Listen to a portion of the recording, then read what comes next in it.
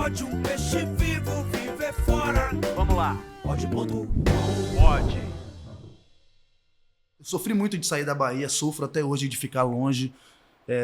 Sofro muito, apesar de amar o Rio, de morar lá e já ter uma rede de apoio. Eu tô há 15 anos lá. Mas Salvador, assim, eu vivo com vontade de vir morar aqui. E sabe aquele sonho que você tá no ônibus, que você tá num carro, que você tá viajando e você pensa, E a imagina cabeça... eu fazendo 6 meses de uma série em Salvador, Salvador, velho, com a galera de lá, trabalhando lá. Estando lá, vivendo a cidade, podendo sair do set e tomar uma cerveja no 2 de junho. Eu nunca vivi isso. Sabe? Então, assim, eu acho que a gente tem tudo pra isso, pra todo mundo ganhar dinheiro, pra todo mundo ficar feliz, todo mundo assistir. E eu acho que a gente tem potencial de telespectador também. Eu acho que a gente gosta de se ver, né? O baiano gosta de se... Eu ouço muito isso. Pô, você é um baiano que tá lá, velho, que massa. Fico feliz quando eu vejo um baiano aí que eu dou moral. E acho que a gente tem esse bairrismo e é uma força boa, né, bonito, que a gente recebe desse povo, assim, né? Quando faz uma coisa que ele se sente representado. Claro. É ele que tá lá, porque através ele sabe de você, que é né? difícil. Em algum lugar ele pensa, quantos 1.700 quilômetros daqui até a minha casa no Rio? Quanto que você tem que caminhar para chegar lá? Então, acho que tem ali uma coisa meio de saber que é difícil, saber o quanto E assim, você falou da distância mesmo física, né? Mas a distância, às vezes, né, de chegar nesse lugar é muito maior do que esses, né? Eu passei 3, 4 anos que eu não fazia nada. O astronauta lá, né? O astronauta. O astronauta. Para mim sempre foi. Até quando eu vivi aquilo, até quando eu me vi É possível. É possível. Legal, Don, que você traz aí essa coisa do... É possível sonhar, mesmo sem dinheiro, sem comida na mesa. Aí, tudo bem que ele está falando aqui de uma realidade que não é brincadeira, né? Mas, assim, que a gente... É o que você está trazendo aí, né? Que a gente possa, nós, sei lá, quem está nos cargos de poder, né? Dar oportunidade para que as pessoas possam sonhar, o mínimo, né? Assim, sonhar, né? Porque sonhar é de graça e não tem sentido você sonhar pouco. Porque a gente não sabe se vai realizar ou se não vai. Isso a gente não tem controle. Mas a gente tem controle do nosso sonho. Que não tem então, limite, por que, né? que a gente tem que ter limite no nosso sonho? Eu sou uma pessoa que sonhei alto, sonhei grande, sou um sonhador e faço diariamente o possível que eu possa fazer para que esse sonho se torne realidade. Porque também só o sonho não chega. Tem que ter o seu suor. Pé no chão e... O pé no chão e a cabeça pode até estar no céu, mas o pé tem que estar no chão. E caminhar, né? Caminhar passo a passo, sem querer também dar o passo a passo. Eu digo que eu não quero nada para agora, eu quero tudo para sempre. Eu não preciso de nada para agora, eu quero as coisas para sempre. Eu quero coisas que fiquem para sempre em mim, no outro, na vida. Então, assim, eu não tenho problema nenhum em caminhar passo a passo, devagar. Isso é legal porque tem gente que briga por uma coisa que é para agora, mas que não vai levar nada nem para ele, nem para ninguém adiante, né? É um fogo que vai, aquela que não vai servir para nada, acaba ali. Fogo de palha aí, né? Então, acho que tem que ter uma coisa... eu acho que a nossa carreira, eu admiro vocês, admiro quem veio antes por isso, porque são pessoas que estão há quantos anos aí? De um trabalho consistente, diário, né? Passo a passo. Eu me vejo nesse lugar, assim, fazendo esse caminho, entendeu? É o espelho que eu tenho para mim. Vou continuar caminhando passo a passo. E você está aqui, assim, nesse período agora, meio de férias, meio que bebendo nessa fonte que você, né? Eu vim para cuidar do meu avô, né? Que meu avô faleceu tem um mês. Você falou, né? Eu estava filmando lá, terminei 87 de filmar. anos, 87 falou, né? 87, grande Guina, pessoa que me incentivou muito, quando eu saía daqui com saudade, não queria ir, ele falava, vá, não tem vitória sem sacrifício. Você tem que se sacrificar, não acha que... Se você ficar aqui, você vai ficar aqui com todo mundo, você vai ter amor, mas você não vai crescer, chegar onde você quer. Então você tem que ir, sofrer para chegar onde você quer chegar. Um cara que sempre me incentivou e sempre me disse uma coisa que eu nunca vou esquecer. Ele sempre me dizia a cada ligação, e eu levo para minha vida, que o seu trabalho é igual de qualquer outro. Você só tem uma profissão como todo mundo no mundo tem. Você não vai ter o direito de se achar menor do que ninguém. Você não pode se achar menor do que ninguém e muito menos maior do que ninguém. É só a sua profissão. Perfeito. Nem menor nem maior. Nem menor do que ninguém e nem maior. É a sua profissão. Você é tão importante quanto qualquer outra pessoa no mundo. Se dê a importância que você precisa para você, mas você não é mais importante do que ninguém e nem menos importante do que ninguém. Isso é um Então, conselho assim oriental mesmo, né? E né? ele sempre repetia isso. Aí depois, mais velho, ele falava, você já tá adulto, esse é o ele velho Guina. Esse é o cara. É ele na rede ali, como Esse bom é o baiano, cara. né? Olha lá.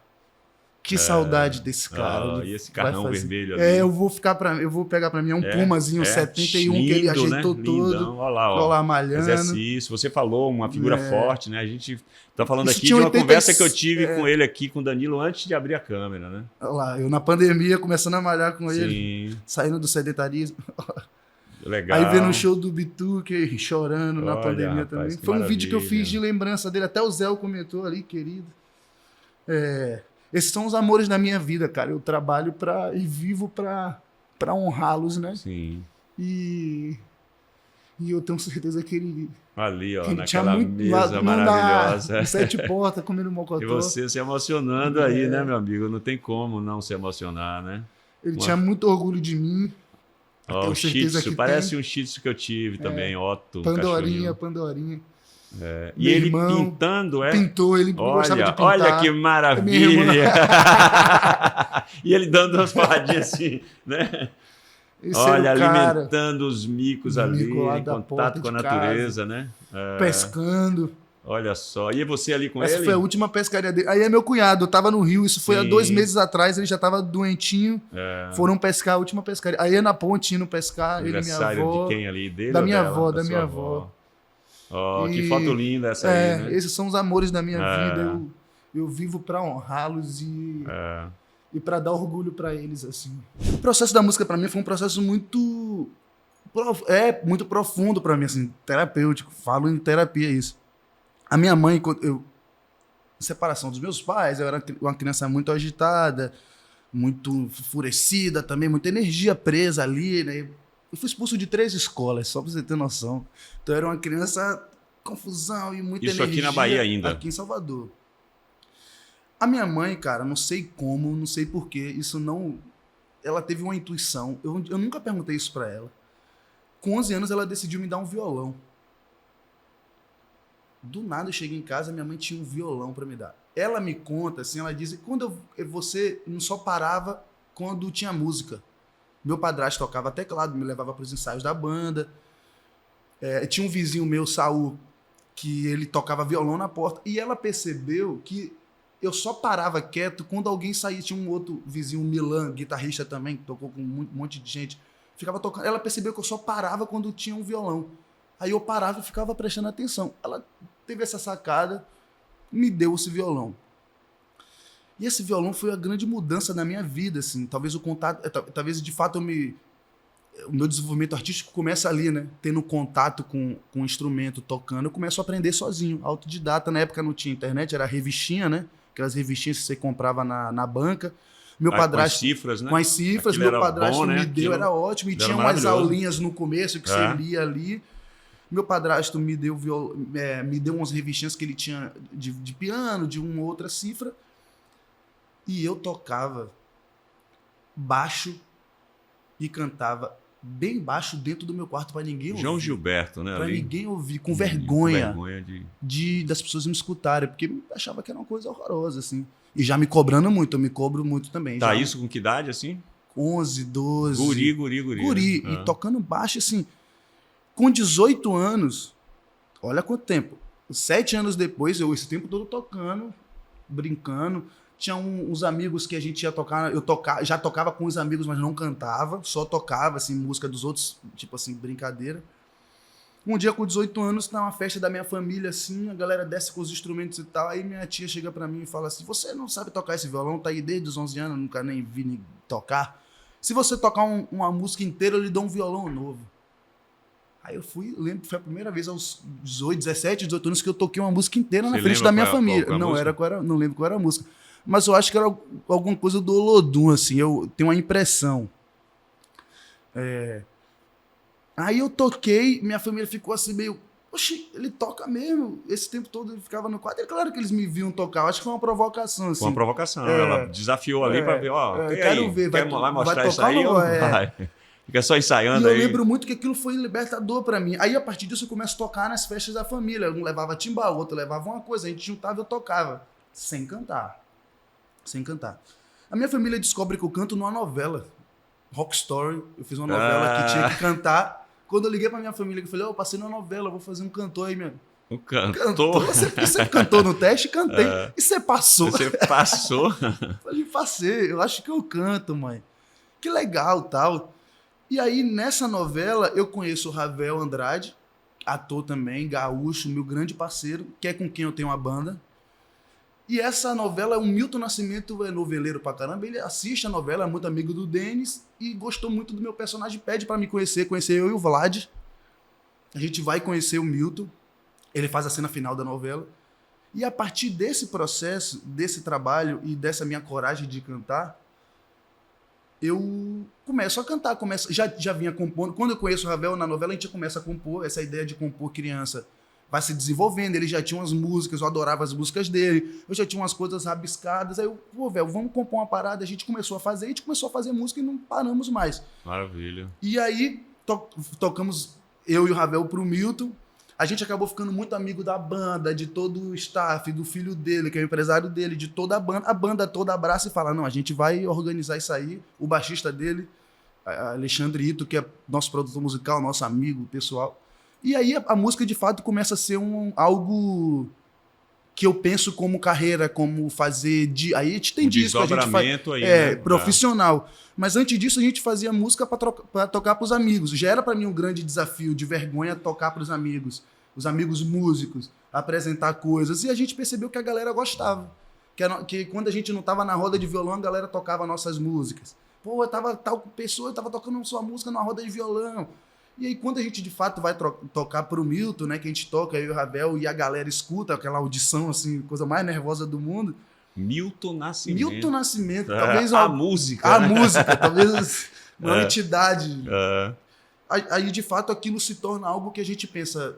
Aí tem alguma coisa que a gente deve levar mais a sério, estudar, se empenhar, fazer bonitinho, Aí a gente lança o disco da banda chamada Beradeiros, que é a nossa banda. E a gente lançou esse primeiro disco com... Beradeiros é o quê? É de beirada, vem de beirada mesmo, beira. Né? É uma música do Chico César. Beiradeiro. Os olhos tristes da fita, rodando no gravador. Maravilha. E a gente gostava muito desse disco, Aos Vivos, foi um disco que me juntou muito com o Ravel para compor, nós dois no violão, tinha uma pegada assim. A gente decide fazer o Beradeiros, né, no plural, como se fôssemos também algo a partir disso, né, que veio a partir disso também. O Milton, lançamos pela Nascimento, o Milton canta uma música nossa com a gente no disco. E aí, de fato, a gente começa uma carreira profissional, né? Abrimos turnê com o Clube da Esquina dele, cantamos com ele, com o Gal, com um monte de gente no palco, né? Cantamos Maria Maria com todos os convidados, tivemos a honra de subir no palco, a Gal estava no palco nesse dia, ela viu nosso show. Porra, e a gente viveu coisas tão lindas do nada, por um acaso. Que sorte, que destino maravilhoso, que né? cantava num quarto... E que anos depois começou a ter coragem de cantar para os outros. 3 anos depois estava cantando com o Milton, com o Gal, abrindo o show do Ney Mato Grosso, Circo Voador. Então, foi uma coisa que tudo foi muito rápido e é uma coisa... Eu estou fazendo meu disco solo agora que chama Cabula. Maravilha. Meu primeiro disco solo vai se chamar Cabula. A gente ainda está fazendo. É um nome bacana, né? Cabula, né? Eu pensei, primeiro disco, eu quero falar desse menino que cantava... que queria ser cantor de trio elétrico, varanda ali, na né, varanda. Eu quero que seja um disco que comece pelo começo. E vai ser um disco chamado Cabula, 100% autoral. Já tenho o disco da banda 2 já todo feito. Eu tô fazendo um disco também com Márcio Borges, letrista de tudo do Milton, se puder imaginar, criador do Clube da Esquina, letrista de muitas coisas que a gente ama. Eu tô fazendo um disco só de músicas nossas inéditas, música minha e letra dele, que é um projeto também mais experimental, jazzístico. E aí acabou que a minha carreira musical é uma coisa que na minha cabeça, pelo menos, toma 90% do meu dia, assim. Tô o tempo todo com o instrumento, tô o tempo todo escrevendo, compondo, pensando em disco, pensando em música. É uma coisa que tomou muito o meu coração. E tem, assim, a bênção de Milton Nascimento e Gal Costa. A Gal foi uma coisa que aconteceu, assim, porque como a gente abriu a turnê dele, ele fez um show no Rio, e aí tinha convidado Gal, Criolo, Lô Borges, Fernando Venturini, Maria Rita, Gadu, quem mais que tava, gente? Eu vou acabar esquecendo. Tinha uns 10 convidados, assim, Wagner Tiso, toda essa nata, e a gente abriu shows. E essa galera super abraçou, assim, no sentido de, Gadu sempre deu moral, pô, os meninos mandam bem e tal. E aí, no último show, no Rio de Janeiro, no último show da turnê, que a Gal cantou, só nesse show ela participou. Nesse último show, o Bituca convidou a gente para fazer o Maria Maria junto com, que era a última música do show, junto com todos no palco. Então, eu posso dizer que estive no palco com a Gal. Com Gal Costa, que 14 maravilha. mil pessoas, junto com todos aqueles. Pô, e maravilha. tive um pouquíssimo contato com ela. Só vi a Gal duas vezes. Esse foi um dia. E foi surpreendente, porque a gente passou o som e a gente estava no camarim. E aí a gente sabia que a Gal ia. A gente estava super nervoso, mas a gente nem imaginava que a Gal sabia quem a gente era. Eu acho que também não sabia. Mas a gente estava lá assim. Aí a gente foi do lado de fora do camarim. A gente estava dentro do camarim. A gente saiu. Na hora que a gente estava saindo, ela estava chegando. A gente já tinha passado o som. Ela estava chegando para passar o som. Na hora que ela chegou para passar o som, ela saiu do carro. Aí a gente, aquela travada, né? Tipo, deixa ela passar. Na hora que a gente parou, ela, meninos, pô, que legal que vocês vão cantar aí hoje. Abraçou a gente, cumprimentou. Gelado, olhei pra cara do Ravel e falei, ela não cara, sabia, a Gal e ela sabia. sabe que a gente existe. Foi o contato que eu tive com ela e só não, o suficiente para eu levar no meu coração. E o palco, né? Então, de fato, o Milton é uma figura... Eu sou amigo pessoal dele, convivo com ele, a gente se fala telefone o tempo todo. Eu tenho a honra de ser amigo do Bituca, né? E aí, de fato, eu tenho com ele uma relação muito profunda mesmo, de, sabe, avô e neto, assim. É uma relação que a gente que ele tem um carinho por mim, eu Parece tenho por ser ele. aquele ser humano Ele que parece que é mesmo, né? Se você acha que ele é gigante, e ele é mesmo, assim... Steve Wonder é fã do cara, o Quincy Jones é fã do cara, tipo assim. Tem uma galera jovem, eu vou falar da Bahia, certo? Chegando, muita gente, até muita gente passando a querer ser ator. Foi muito bom você trazer essa ideia de Zeca Pagodinho, que é legal mesmo, né? Que as pessoas queiram, mas pessoas que às vezes chegam, e isso não é uma coisa só minha, eu ouço muita gente comentar, que não sabe quem é que passou primeiro, quem é que chegou primeiro, quem pisou nesse tablado aqui, nesse palco primeiro, né? Então é muito legal essa consciência. E quando você fala de filosofia e música, parece que são duas coisas complementares, né? A música tem uma filosofia ali no sentimento que ela pode trazer, que a gente às vezes não entende por palavras, mas a filosofia é que forma a palavra, né? E nós somos a palavra, né? Cada um de nós, né? Então, assim, que coisa boa, porque o que você está trazendo aqui, para quem está nos assistindo, vamos por aqui, né? Para querer se expressar. É porque eu acho que o nosso trabalho, ele de fato, ele não é um trabalho, apesar de existir técnica e ela ser fundamental, e ela é importantíssima, sobretudo no ritmo de set, naquela coisa apertada, nos horários, você tem que cumprir. Porque quando você está ali também, tem todo 150 pessoas, 200 pessoas, não sei quanto de dinheiro ali, que precisa que você resolva aquilo em 1 minuto. Você se prepara para resolver tudo em 1 minuto. E isso tem muito a ver com a técnica também. É uma indústria, né? É uma indústria, a gente não pode esquecer disso. Até porque a gente precisa pagar a conta também, a gente também é um profissional, a gente também quer dinheiro para pagar nossas contas. Então, a gente não pode só analisar nosso trabalho de uma forma romântica. Exatamente. Porque eu acho que isso prejudica a gente até quando a gente pede uma grana. Não, eu acho que eu mereço ganhar isso. Né? É fundamental a gente também se valorizar, ganhar o dinheiro, ter uma vida confortável, poder, né, melhorar para o nosso filho. E tem que partir de nós, né? Claro. Eu tô falando assim, até para mim mesmo, eu sempre tive dificuldade com grana, de dar o meu preço. Sim, é difícil mesmo. O meu valor eu sei, mas o meu preço, às vezes, eu tive dificuldade. Porque a gente confunde o nosso amor e a nossa missão, e o nosso amor e a nossa missão, ela independe de valor, a gente vai ser ator de qualquer jeito. Essa é a nossa missão e assim é. A gente confunde isso com um certo constrangimento em querer ganhar dinheiro com isso, como se a gente estivesse se vendendo. Mas, porra, é a única coisa que a gente tem para vender. Não me peça de graça. É Cacilda Becker, né? Não me peça de graça, é a única coisa que eu tenho para vender. E se hoje eu custo 10, eu vou pedir 10. Daqui a pouco eu posso custar 100. Eu acho que eu mereço ganhar 100. Exatamente. Porque tem um monte de gente que não faz arte, não emociona ninguém, ganha 5 vezes mais, 10 vezes mais. Perfeito. Em várias áreas, né? Na música. Várias áreas. Por que a gente... Na literatura, né? Na tem um cara que escreve, atuação, mas tem um cara lá que é o dono de tudo, que é capitalista lá, o burocrata lá, ele ganha. E não tem nenhum constrangimento em ganhar em cima do seu trabalho. Exatamente, então a gente não pode ter nenhum constrangimento em pedir também. Ah. Porque isso não faz da gente menos amante Do de nosso- nós mesmos, exatamente. do nossa Não arte. muda a nossa Não relação muda. com o que a gente faz, né? Não muda. E eu acho que foi até uma coisa estratégica, querer que a gente se sinta, né?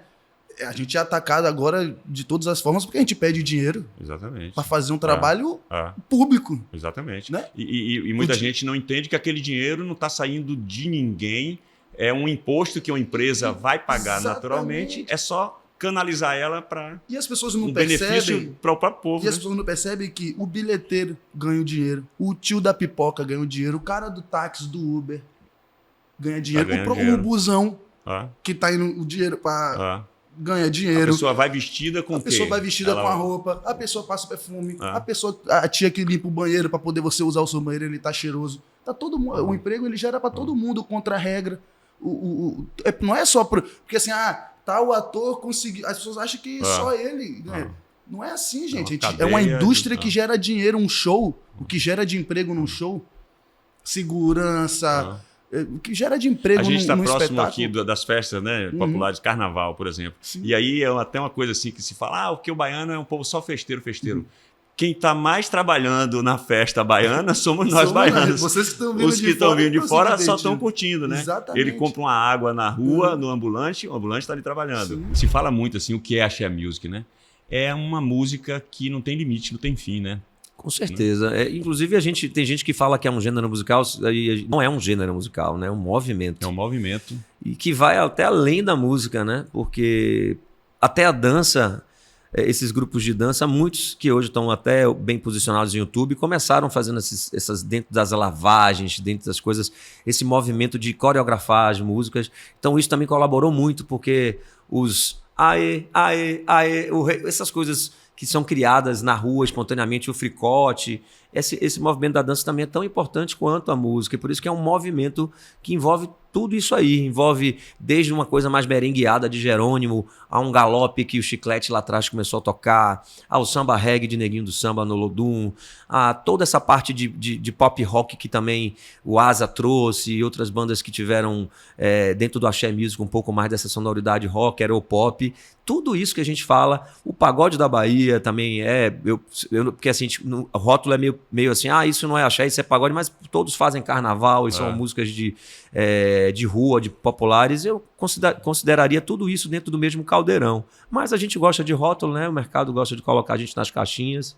Deixa Então, rotular, né? Deixa rotular. E é legal você falar isso porque essa comunicação que o artista da Bahia de rua, assim, Gilberto Gil tem um disco dele que ele gravou ao vivo, tem muito tempo, que ele fala da riqueza dessa manifestação de rua, né?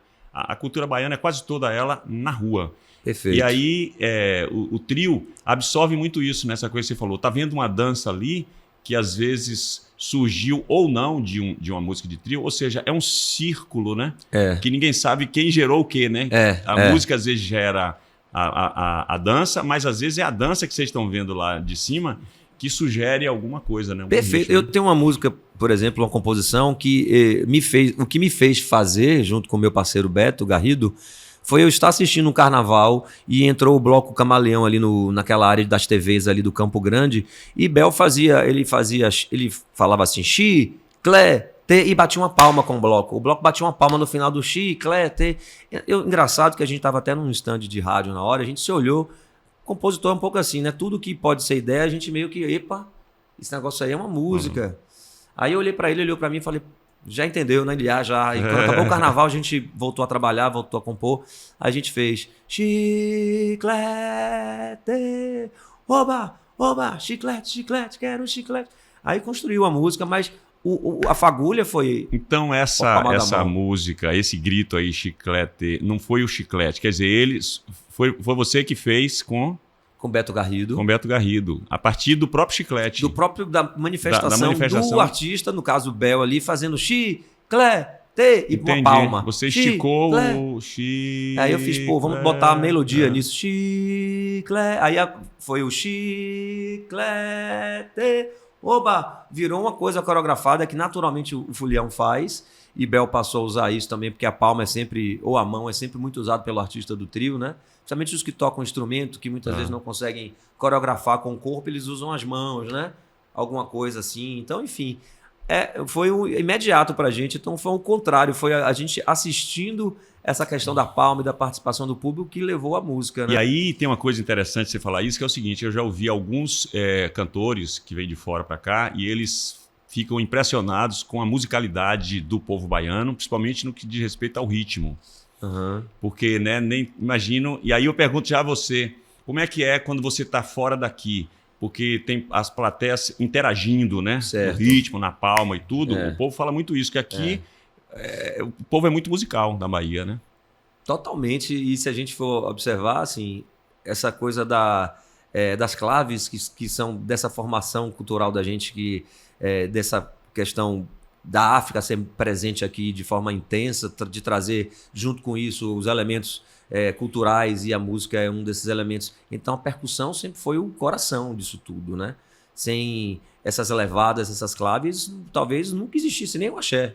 Talvez não existiria. Não existiria, né? Não existiria. Você nunca vê trio sem uma percussão ali temperando. Então tudo foi em torno da percussão se desenhando, né?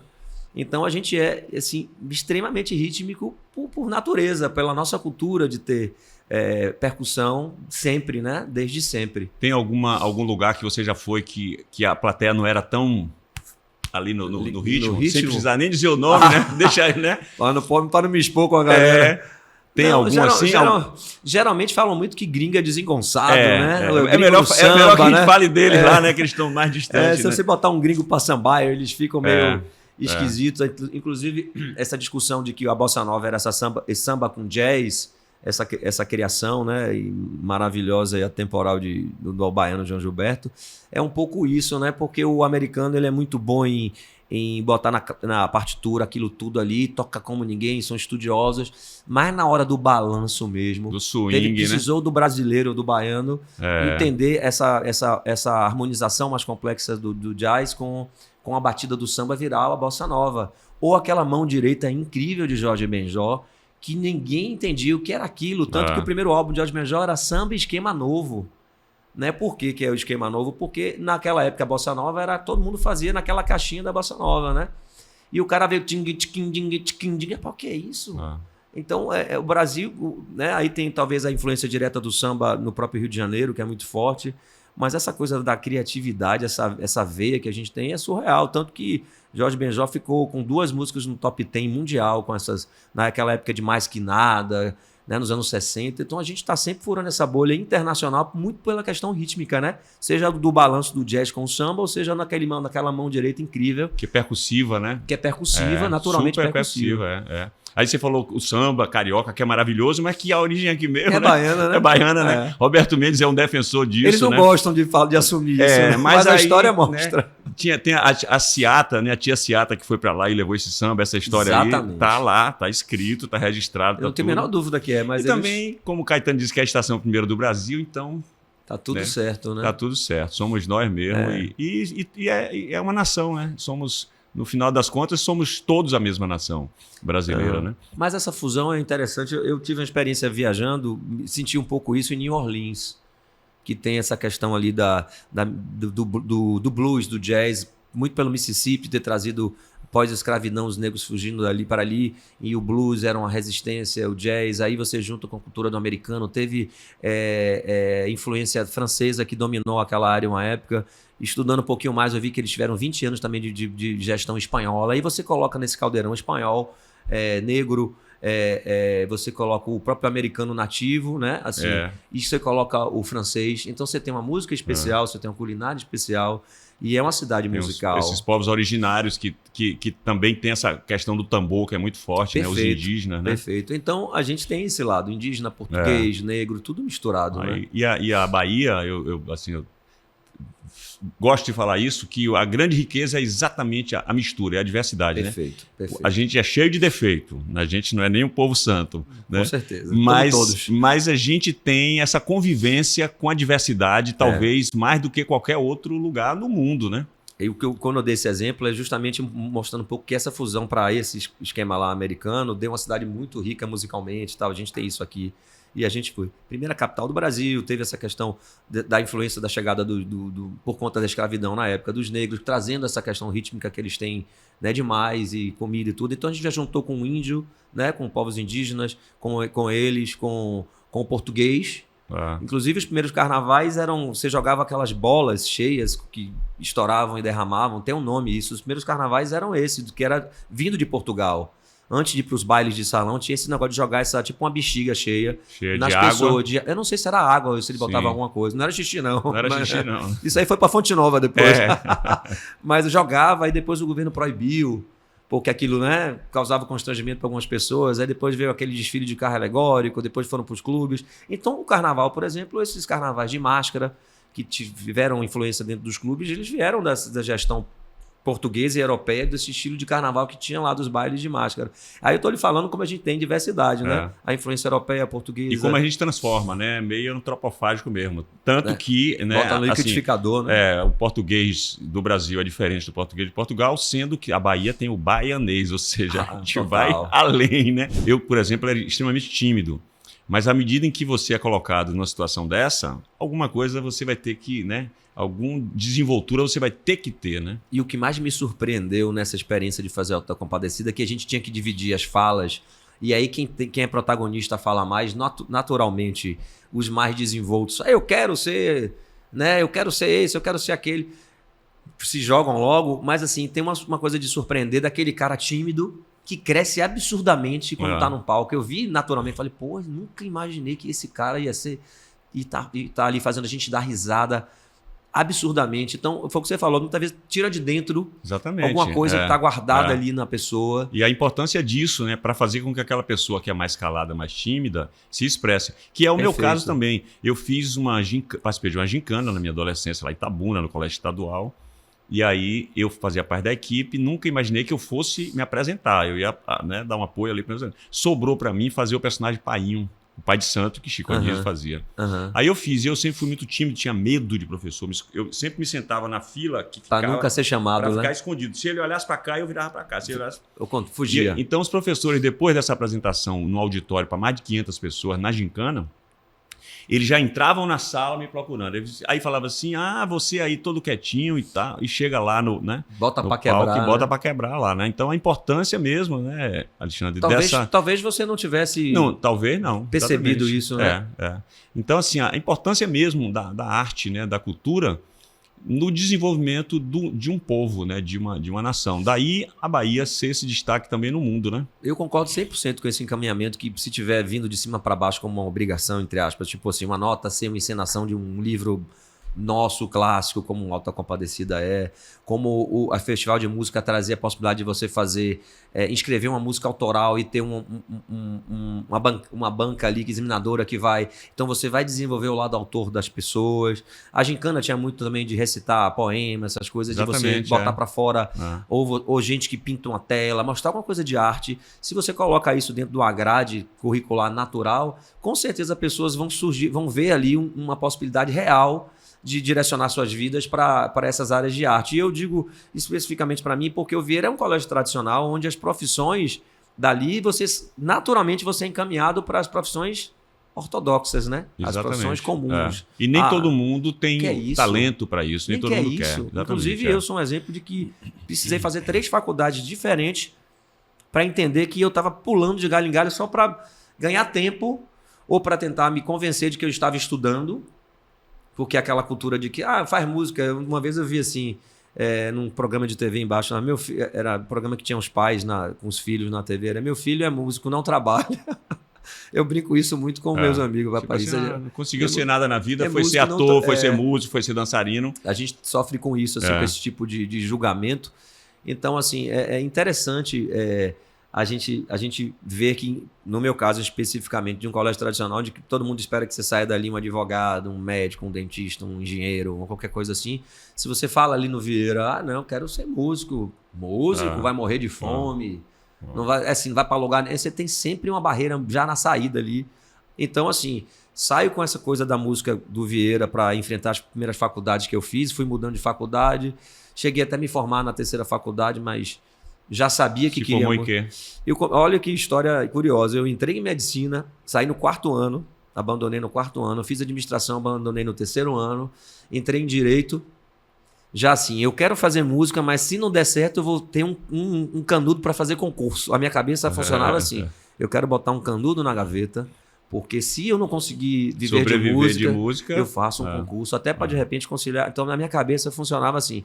Aí veja hoje, se eu tivesse conseguido olhar para trás e dizer, pô, se não seria melhor ter feito um curso de produção musical, um curso de áudio, estudado piano na faculdade, quanta ferramenta eu teria no meu universo de trabalho hoje, se tivesse desde o começo, porque o americano, quando ele vê na high school um cara que se sai bem no teatro, na dança, ele joga o cara exatamente para as artes, né? Você vai dançar, você vai cantar, você vai performar, você vai atuar. Uma formação naquilo. O cara ser multiformado para onde ele quiser escolher. Então, naturalmente, se você vê artistas americanos que cantam, dançam, que interpretam, eles vão fazer filmes, porque na high school eles já são jogados para esse viés de arte, né?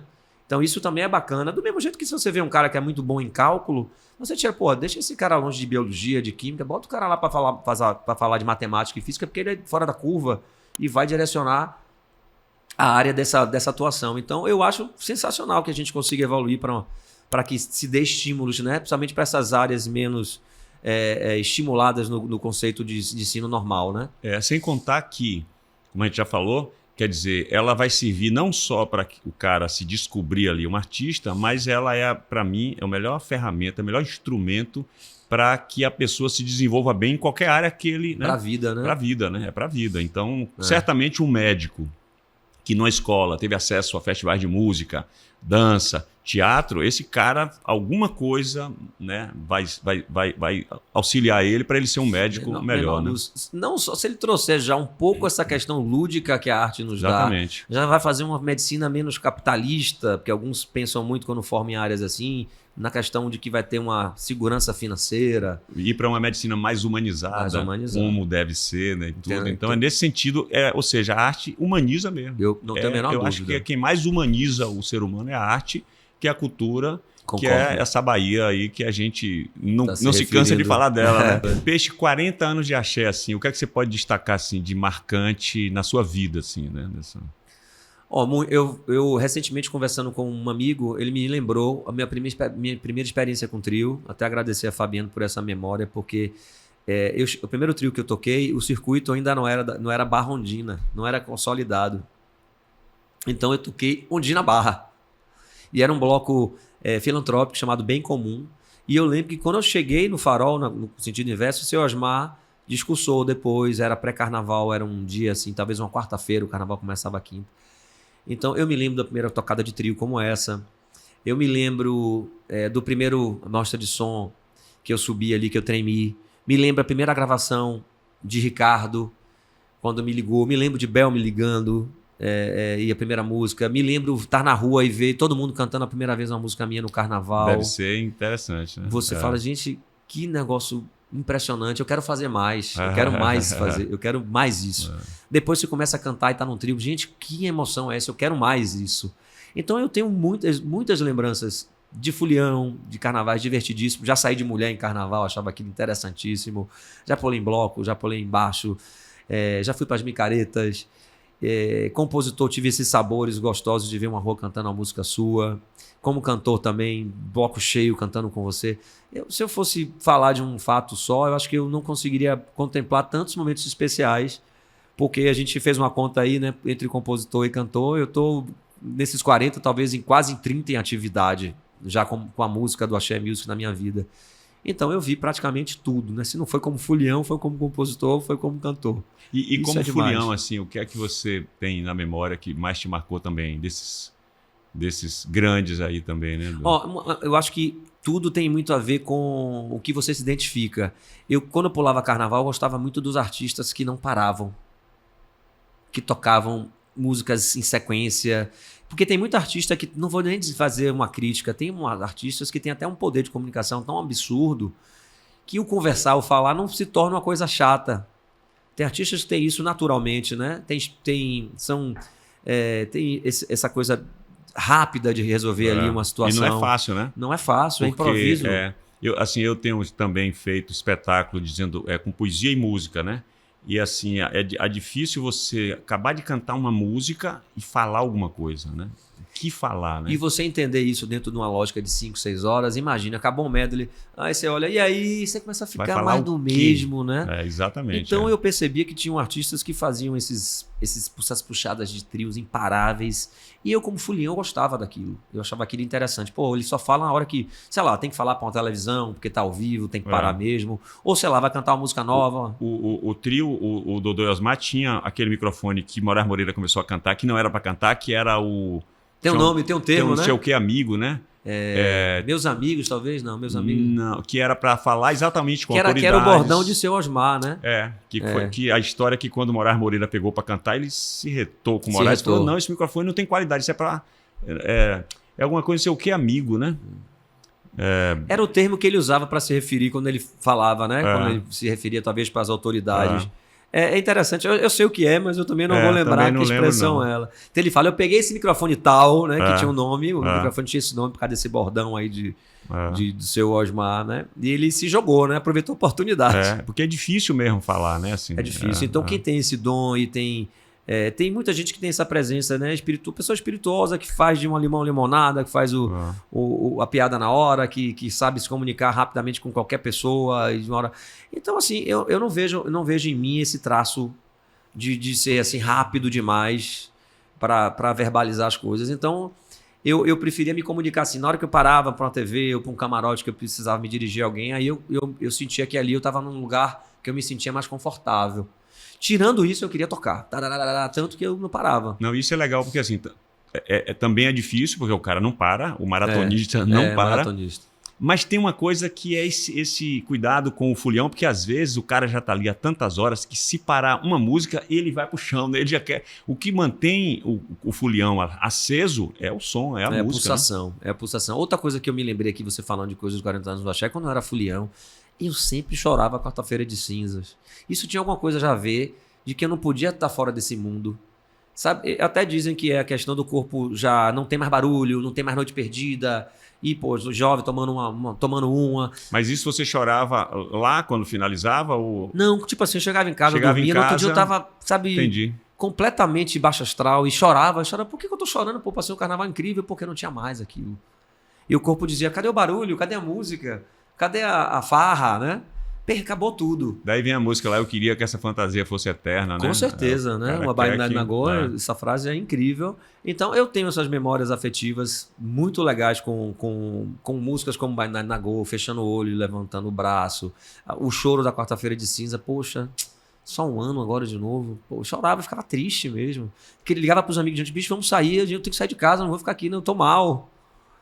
Então, o carnaval tem esse poder mesmo de entrar nas nossas vidas. E mais do que nunca, porque a gente faz um carnaval que a cidade está toda envolvida nele, né? Porque a gente vê carnavais fora, que são em lugares específicos. Aqui né? não, né? Não, a cidade está toda envolvida no carnaval. E não é mais um circuito só, né? É um circuito só. Já tem Pelourinho, além do circuito. O Carmo. Lá em cima tem o Carmo.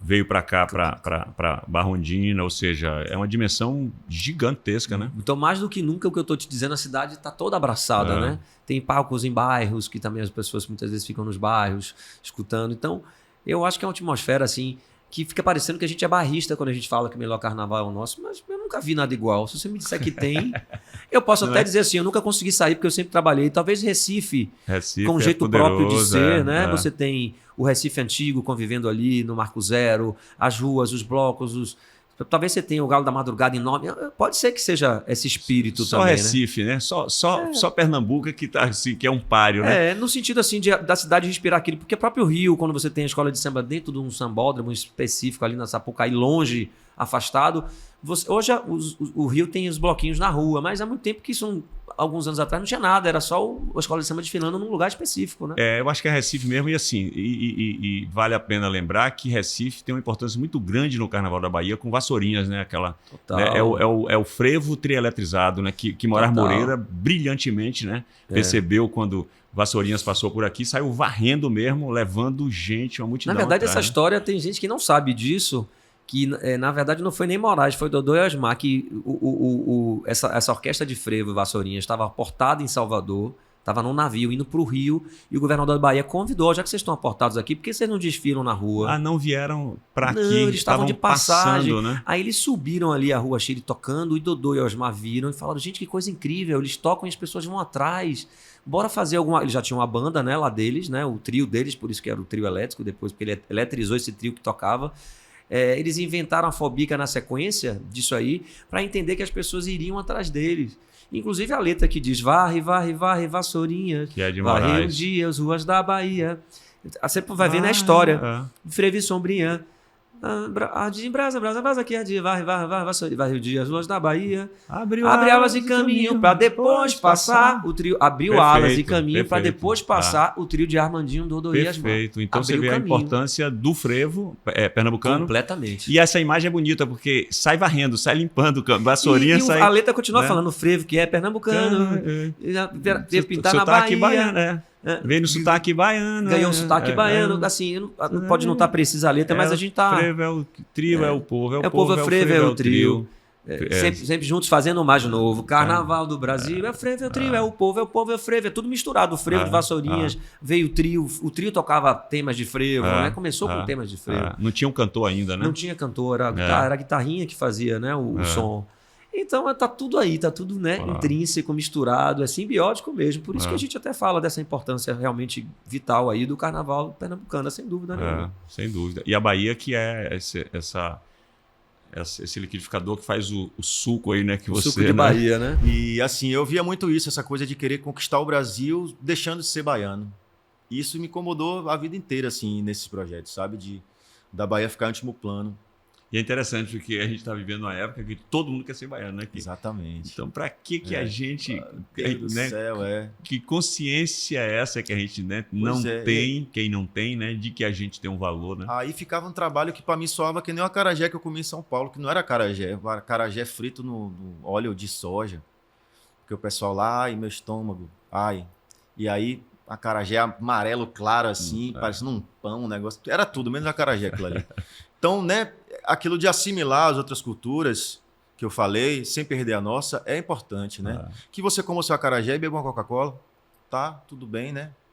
Por mais que eu tenha várias críticas à Coca-Cola, vamos colocar só como metáfora aqui, né? Porque é uma empresa também altamente destrutiva, também fica crítica. Dona dos maiores mananciais de água hoje é da Coca-Cola. Os maiores mananciais de água que a gente tem hoje são da Coca-Cola, né? Ela é proprietária da água do mundo.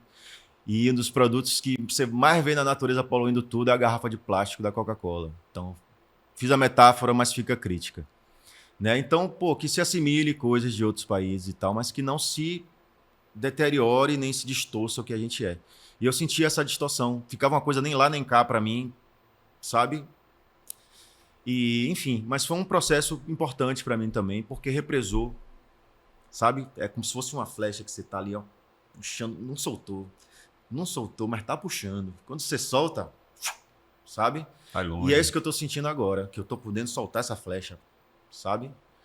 Que eu tô fazendo meu trabalho, o meu primeiro trabalho solo, o EP, ele ainda via muito com essa carga. Eu vi Rony Jorge falar uma coisa que eu achei interessante. Você sai de uma banda, mas demora um tempo para a banda sair de você. Então, eu saí das Campos, mas eu continuei pensando como aquelas pessoas. Eu continuei decidindo como aquelas pessoas. No primeiro trabalho, já o EP, que é o Licença,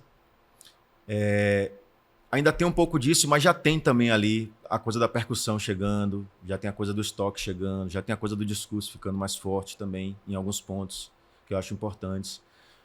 No meu segundo trabalho, que foi o disco mesmo, aí já tá bem Brasil. O rock que tem ali é muito diluído, sabe? Não dá quase para perceber. A primeira música mesmo, que todo mundo esperava um rock, ela na crescente cresce, quando parece que vai para um rock, vai para uma rocha. Que maravilha. Sacou? É sobre isso, velho. Perceber a riqueza que a gente tem, velho. A gente tem muita riqueza.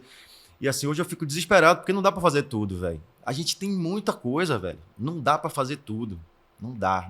É muita coisa. É uma música muito rica, muito diversa. Então, né? eu vivo pesquisando hoje, fico vendo, meu Deus, a gente tem samba de roda, a gente tem o som do terreiro, a gente tem o arrocha, a gente tem o axé, a gente tem o pagode, a gente tem o pagodão, a gente tem...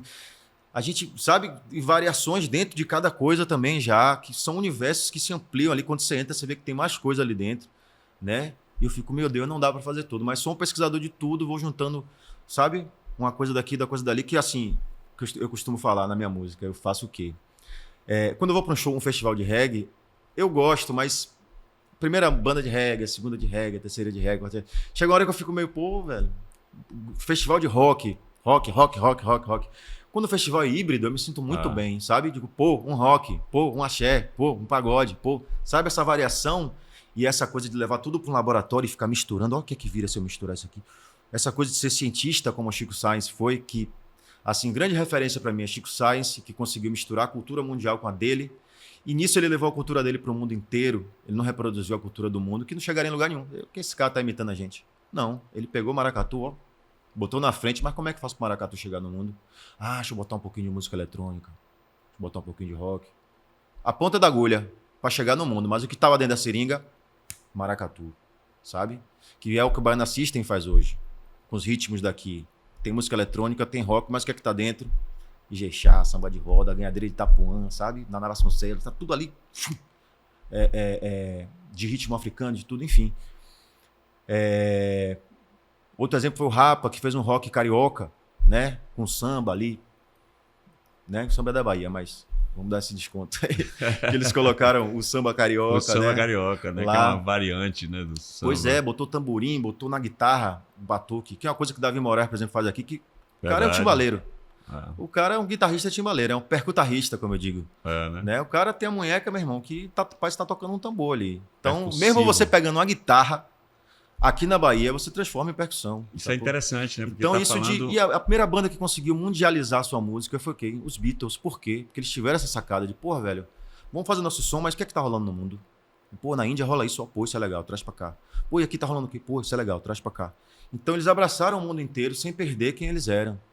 Então, eu gosto muito desses trabalhos que entendem isso, de fazer a ciência, sabe? De misturar as coisas e criar coisas novas. O novo nasce do velho, né? De mistura de coisas que já existem. Assim, o tradicional tem que ser preservado, né? Os ingredientes básicos têm que existir sempre, né? A pimenta do reino separadinha, né? A cúrcuma ali separadinha, tal. Mas existe o curry, que tem gengibre, pimenta do reino, mas não dá para transformar tudo em curry também, né? Senão a gente perde esses princípios que fazem a gente criar o novo. Né? Então, tem que ser preservada a cultura na sua raiz e, ao mesmo tempo, a gente tem que misturar elas para criar pratos novos, coisas novas. Né? Então, gosto muito. Minha piração na música é isso. E é interessante você falar da guitarra percussiva, né? Porque até isso, né? A percussão é tão forte na nossa cultura, né? O tambor. Vai para guitarra. Que vai para tudo. Vai para baixo. Né? O baixo lá. Tum-dum, tum-dum, tum-dum, tum-dum. Olha, deixa aí. Sacou? Tá ali, velho. A guitarra também, você bota um agogô ali. Vai tudo pros instrumentos. É possível. Vai né? tudo. E hoje eu tenho uma grande felicidade de trabalhar com...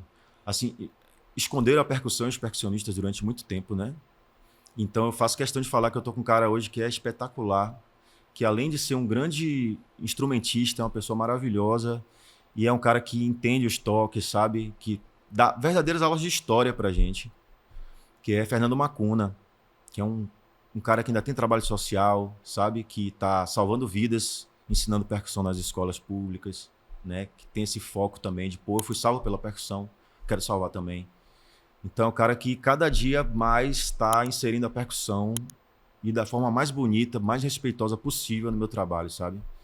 E que me ensina muita coisa e que também diz, rapaz, você vem com a carga aí que... Você fez o que aí? Eu vou pro timbal, mostro pra ele, pô, se a gente fizer assim, tá.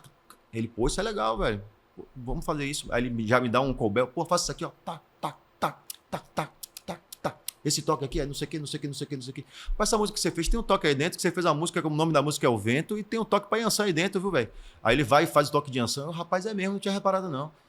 Então a gente fica trocando essas figurinhas assim, sabe?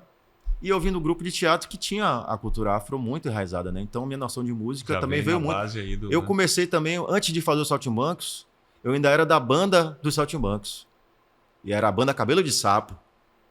E a banda Cabelo de Sapo tinha influência total também, né? De música afro. No caso, a banda que tocava para ao vivo para o espetáculo.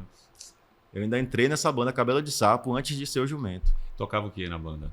Ah, tocava triângulo, aí tocava agogô, aí às vezes tocava zabumba, né? E outra coisa que eu descobri que já tinha na minha voz muito do sertão, minha família é do sertão, eu não sabia. E quem me falou foi Thiago Trade. Thiago Trade, eu mostrei uma música pra ele, era um rock super inglês na época. Ele falou, rapaz, tudo que você toca vira música MPB, né, velho? Sua voz é MPB, não tem jeito, rapaz. Impressionante isso. Você tocou um rock, mas sua voz é MPB. E tem uma coisa de sertão aí, viu? Sua voz tem uma coisa de sertão que... E aí realmente tem umas melodias que eu faço, uns aboios, uns negócios que já vem de lá, eu nem sabia que eu tinha vindo de lá. E agora eu tô desenvolvendo mais, tô entendendo melhor também. Então eu quero que o meu trabalho, velho, tenha cada vez mais Bahia, cada vez mais Nordeste. Eu quero que qualquer pessoa escute em qualquer lugar do mundo. E ó, isso é da Bahia. Esse tempero aí, É, né? isso é da Bahia. Esse dendê aí. Exato. Não quero disfarçar o tempero da gente, não. Eu quero evidenciar o tempero da gente e não disfarçar. É o contrário. Eu passei por esse processo de depressão, de introspecção profunda. O teatro me salvou muito E isso disso. ali com 11 anos. Com 11 anos. E até um tempo. Até entrei no teatro, o teatro abriu minha Entrou no cabeça teatro com quantos anos? para várias questões. Eu entrei com 14, já são 14, 15, já são Ou seja, 30 já- anos de carreira. E ali, quer dizer, com 14 já tinha ali 3, 4 anos, 3 anos ali da morte do seu pai, ou Mas seja, ainda é tempo, né? É uma Não ficha que demora para cair quando não é uma tragédia. Quando é uma tragédia, é uma ficha que fica quicando a vida inteira, sabe? E aí, enfim, fiquei num quadro assim de depressão muito forte. Aos 22 anos de idade, até os 22 assim, eu comecei a procurar fugas, né? Eu procurei todo tipo de droga que você imaginar, porque quando você tem uma dor muito forte, você procura anestesia, né? Eu via isso em minha mãe, que procurou álcool.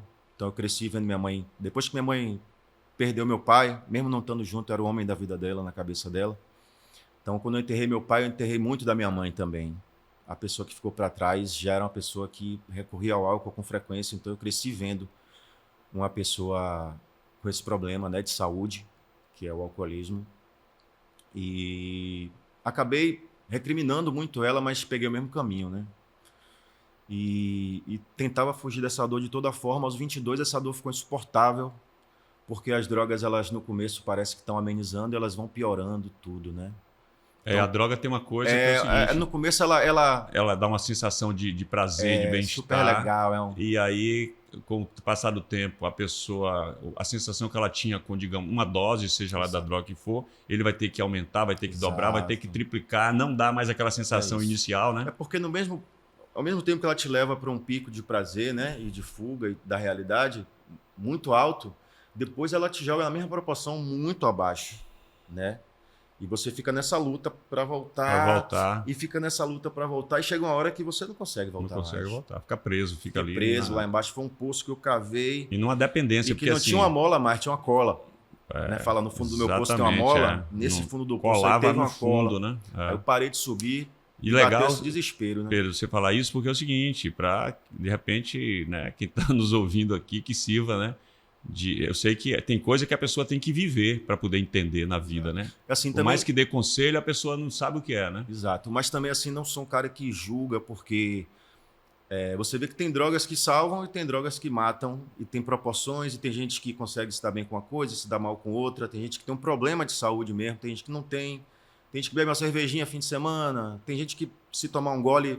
É a porta para o cara... Aí acaba com a cara no chão. Então tem pessoas que têm um problema de saúde, e tem pessoas que usam de uma forma até moderada, com um certo controle e tal, né? E a questão, o problema Eu falo, é tem saber gente que... qual é a medida, né? Quem é isso. que pode e quem não pode, E né? o que pode, né? Porque E o que tem gente pode. que... Tem gente que usa um tipo de droga, por exemplo. Tem gente que saiu de um consumo de cocaína altíssimo, de quase morrer, de destruir a família, fumando maconha. Ou seja, aqui uma me acalmou, droga que tira ele de uma outra... no caso desta pessoa. Porque Sim, também tem o caso de um exatamente, amigo que fumou maconha e tinha esquizofrenia, foi o gatilho para ele se matar. Pois é. Então é o que eu digo, assim, droga é um assunto muito delicado, muito individualizado, que, enfim, tratam como um caso de polícia também, né? Como se os usuários fossem bandidos. Não concordo com isso. Eu sou a favor da legalização, porque isso vai gerar imposto para tratar as pessoas que têm um problema realmente com a droga, né? E a qualidade da droga também melhora, por mais que seja uma coisa ruim, é pior quando não se tem um controle do que as pessoas estão utilizando. Os países no mundo inteiro que tiveram, Que liberaram, jogaram, que liberaram, porque diminuiu a guerra contra as violência, drogas né? mata quem? Prende quem? Gente Pois preta é. e pobre. É. A real é essa. É uma luta contra os pretos e pobres, não é uma luta contra as drogas. E não são criminosos, são pessoas que são casos de saúde. As pessoas procuram, as pessoas não vão para o vício porque estão se divertindo. As pessoas têm um problema de saúde que tem que ser tratado com psicólogos, com psiquiatras, com É como você clínicas. falou e como é o seu caso, né? Sabe? Às vezes entra para sair de uma Exato, situação de exato. sofrimento, né? Aham. E aí pode ser uma cilada. E Geralmente é, né? Para fechar esse assunto, assim, tem uma questão que eu falo que tem gente que come uma moqueca e vai dormir. Tem gente que come um camarão e morre, porque tem alergia.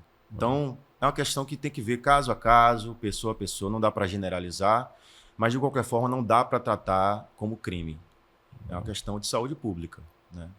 Enfim. E aí eu entrei nesse fundo do poço, né? Para mim era um problema, virou um problema muito grande. Não estava conseguindo sair daquilo e cheguei em casa aos 22 anos de idade e parei no playground assim, falei, Deus, é o seguinte, tem um tempão que eu não falo com o senhor, vou falar aqui hoje. Se o senhor existe mesmo, me dê um sinal, porque senão eu vou embora hoje. Não aguento mais estar aqui. Isso com que idade? 22. 22. Não aguento mais estar aqui, vou embora hoje. Vou subir em casa agora e vou acabar com a minha vida. Me deu um motivo muito forte para eu continuar aqui. Aí quando eu subi, minha mãe apontou para minha namorada e falou, ó, tá grávida. Entendi agora porque que você falou que a filha, né? Aí como é que eu posso tirar o pai de uma Salvou criança você. que nem nasceu se eu reclamei a vida inteira que meu pai foi tirado de mim? Como é que é tirar o pai de uma menina que nem tinha nascido? É cometer o mesmo erro que eu joguei a vida inteira, né? Enfim, aí a Liz nasceu salvando minha vida, assim. Mas também não coloca esse peso nela, não. Cada um tem que ser responsável pela sua vida, né?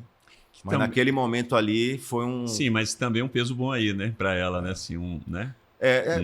Ela tem um pai, né? É. Ela tem um pai responsável, um pai antenado, um pai ligado nela. Nossa conexão sempre foi muito forte, né? E chega a ser...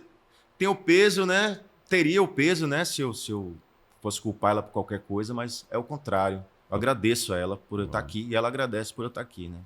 Então não é um peso, é o contrário, é uma leveza. Exatamente. Ter um pai, né? É. Você cantando aí essa música pra ela e a outra música que você fez também, que o Lodum gravou, né? Com o Saulo. E por tudo que você vem falando aí da sua história, que eu não conhecia, né? A gente se conhece, mas, né? Fiz trabalho juntos, né? A gente trabalha junto também, né? Mas assim, Pedro, tem uma coisa bonita aí, que quando você canta, você vai para um lugar, rapaz. Aí essas duas músicas que você cantou agora, que é um lugar onde está sua mãe, onde está seu pai, assim, né? Né? Que é um mistério aí, uma dimensão. É isso. Tem alguma coisa que está preservado ali diante dessas porradas todas que a vida está sujeita a dar em qualquer ser humano, né? Tá vivo, né? Música é uma ponte, né, velho, para o mundo real. Eu acho que a ponte eu digo que a gente está aqui nesse mundo, nesse plano aqui, isso aqui é uma mistura de escola, presídio, manicômio e parque de diversões. Esse mundo aqui, a Terra, né? Mas o que a gente chama de consciente está invertido com o inconsciente. Porque é no inconsciente que a gente está consciente de tudo. Eu acredito que quando a gente dorme, ou quando a gente faz arte, ou é acessado pela arte, a gente vai para o mundo real. Isso aqui é uma passagem só. A gente tem que aprender alguma coisa aqui. É uma escola mesmo. Quem não encara como escola vira prisão, né? Quem não consegue encarar como escola não aceita que está preso também, aí já vai para o manicômio porque tenta fugir de qualquer jeito, né? E quem entendeu tudo já vê que dá para se divertir também, dá para ser feliz aqui, né? Aprendendo, né? E tentando superar algumas prisões, né? Pagando algumas penitências pelos erros cometidos aqui mesmo, né? E sem tentar fugir deles para não enlouquecer. Então, acho que quando a gente dorme, a gente vai para o mundo real, tá todo mundo junto. A gente tem essa capinha aqui, né? Que a gente chama de eu, né? Para proteger a gente do tanto de informação que existe dentro da gente mesmo. Para fechar e abrir essa mão aqui, tanta reação química tem que acontecer, tanta informação que vai e volta na velocidade que eu digo que a natureza é a inteligência. Tem muita coisa acontecendo na gente mesmo aqui que a gente não está consciente agora, com essa consciência, que são pecinhas, ferramentinhas que a gente usa para estar acordado. A grande consciência é o inconsciente. É quando a gente sabe que está conectado a tudo. A gente sente que a gente... Costumo dizer que a gente acha que é uma gota, né? Quando cai no oceano, a gente vê que a gente é o oceano. Então é isso. A arte mostra pra gente. A gente sente que a gente faz parte de tudo. A maior ilusão do ser humano é achar que ele está separado das coisas. Né? A solidão é uma ilusão imensa que causa o maior medo da gente também. Então, a arte é um abraço da existência, do universo, da vida, sabe? Acredito muito nisso. Eu sou suspeito, né? Mas eu concordo perfeitamente. Que bacana. E é legal essa ideia aí, né? Assim, do inconsciente, porque é onde está conectado com Tá a tudo. consciência, né? A gente, rapaz, Que rege tudo, né? com a ferramenta certa, a gente lembra até do que a gente viveu na barriga da mãe. E foi a primeira vez que eu bebi ayahuasca, foi assim. Eu brigava muito com minha mãe na época, não entendia muita coisa nela. A gente batia de frente. Foi uma situação assim que eu ia sair de casa pelos motivos errados, sabe? E aí eu fui beber ayahuasca a primeira vez. E quando eu bebi, veio a mãe de uma amiga minha, que foi o pessoal que me levou lá, né? Sol, a mãe Ananda. Aí ela veio com um cobertor, fez: quem é o cobertor? Uma chilena, né? Quem é o cobertor? Eu fiz: não, obrigado, tô sem frio lá, mas vai sentir. Digo: não, tô legal, obrigado. Uma mãe, né? O sentimento de mãe que ela veio, eu fiz: não precisa não. Aí quando eu comecei a sentir, comecei a sentir um frio muito forte. E aí na hora que eu lembrei da minha mãe, o cobertor caiu em mim. Quando eu abri o olho, era a mãe da minha amiga. Ela percebeu que eu tava com frio, veio com aquele sentimento de mãe. Na hora que eu pensei mãe. E aí aquilo ali me confortou tanto. E aí, velho, quando eu vi, eu já tava flutuando já na barriga da minha mãe. Quando eu vi, eu tava nascendo. E aí passou um filme na minha cabeça de tudo que essa mulher fez por mim. Cada noite que ela passou comigo doente, resfriado, cada coisa que ela vendeu para cada noite virada que ela, sabe, passou fazendo salgado para vender, cada coisinha assim. Eu tive a dimensão do que é uma mãe naquele momento. Eu voltei para casa beijando os pés dela, agradecendo por tudo. Dali para frente nossa relação virou outra coisa. Sabe? Isso que eu falo, eu tive contato com o inconsciente, né? Tá tudo arquivado. A gente vai acessando os arquivos Através do chá, né? Você fala da ayahuasca, através né? do chá. E é interessante você falar... O chá e a hipnose fizeram essa mesma coisa comigo. Me fizeram abrir arquivos que eu pensei que nem existiam. Você falou já algumas vezes do chá, né? E hoje é 10 de fevereiro, é o dia de aniversário do mestre Gabriel, que você conhece, né? Esse mestre. Sim. E eu também bebo esse chá, né? E que quem não conhece precisa conhecer. E até para falar dele, né? Porque tem umas pessoas que falam sem conhecer, achando Mas que é uma aquilo droga. o Gabriel falou também, né? O chá é para todo mundo, mas nem todo mundo é pro tá chá. pro Tem chá, pessoas que, né? talvez... Mas, e a importância dele para essa consciência que você fala, né? Assim, de conectar a gente com as pessoas que a gente gosta, né? A primeira sensação que tem quando a gente tem, né? Aquela sensação boa de conforto quando bebe o chá, é começar a pensar na mãe, no irmão, no pai, no filho ou na filha, ou seja, nas pessoas próximas para... Que bom, né? E até nas pessoas que aparentemente são antagônicas ou inimigas, né? A gente começa a entender também as motivações, né?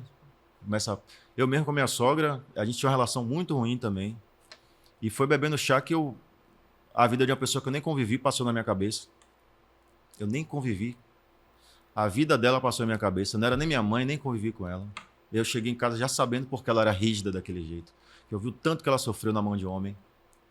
E aí era um homem entrando na casa dela. Depois de tanto tempo que ela lutou para conseguir ter a independência dela e tá só ela e a filha dela protegida, aparece um homem na casa dela, dormindo lá.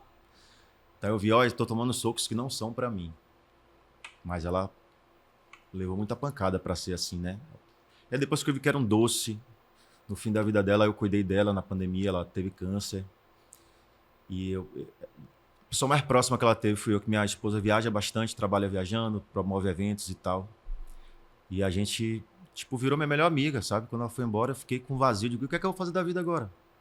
Sabe? Minha função na vida era cuidar dela e do meu filho, né? E aí eu pude ver a vida de uma pessoa que eu nem convivi, sabe? É um chá muito misterioso, mesmo. E a partir do momento que eu compreendi ela e respeitei quem ela era, por que ela era daquele jeito, que tantos escudos, tantas armas, eu vi que era um doce de pessoa, era uma casca muito grossa, porque tinha um doce de pessoa ali dentro, muito sensível, sabe, que sofreu muito. E a gente, morreu segurando minha mão, ela lutando para respirar. Eu falei, Betinha, pode descansar, todo mundo te ama. Na hora que ela ouviu isso, ela fez... Foi a última coisa que ela ouviu. Porque às vezes não vai porque, né?